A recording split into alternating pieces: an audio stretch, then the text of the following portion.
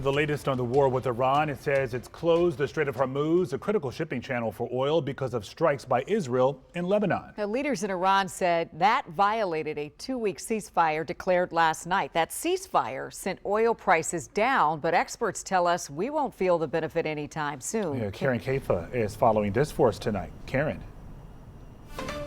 Well, Lorenzo and Leslie, we saw the stock market breathe a sigh of relief today. We saw the oil markets breathe a sigh of relief. But as you just described, the situation remains very tenuous in the Middle East. And that is why consumers are unlikely to be breathing a sigh of relief at the gas pumps anytime soon.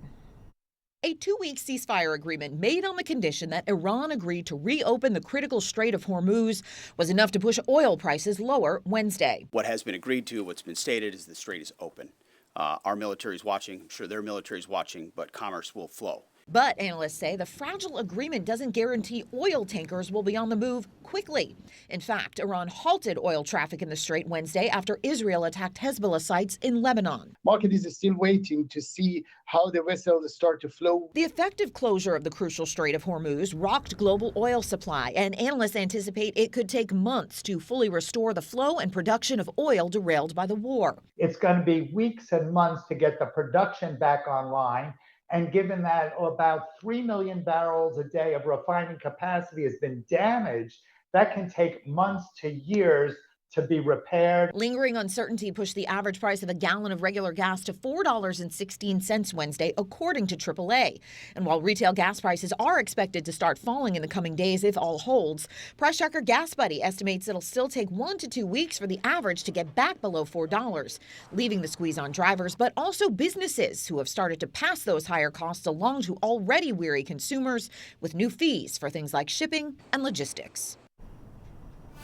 And we will get a glimpse into the effects of elevated energy prices on the cost of everything from groceries to clothing coming up this Friday. That's when we'll get the latest data from the federal government on consumer prices and inflation covering the month of March. Leslie and Lorenzo? Yeah, Karen, so can you tell us why the price of gas can go up so quickly, but it doesn't seem to fall at the same speed? Right.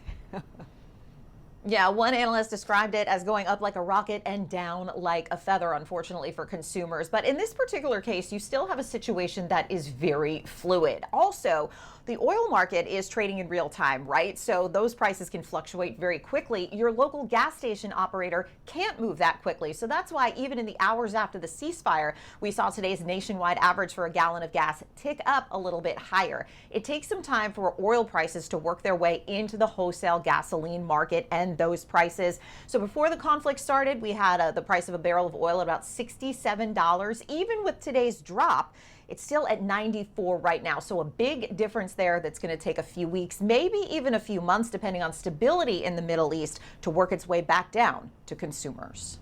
Busy summer travel season. I was going to say, we're going to be counting those pennies and looking for the lowest price where we can find it, and comparison shopping, all the things, since this could be here for a while. Karen, all right, thank you.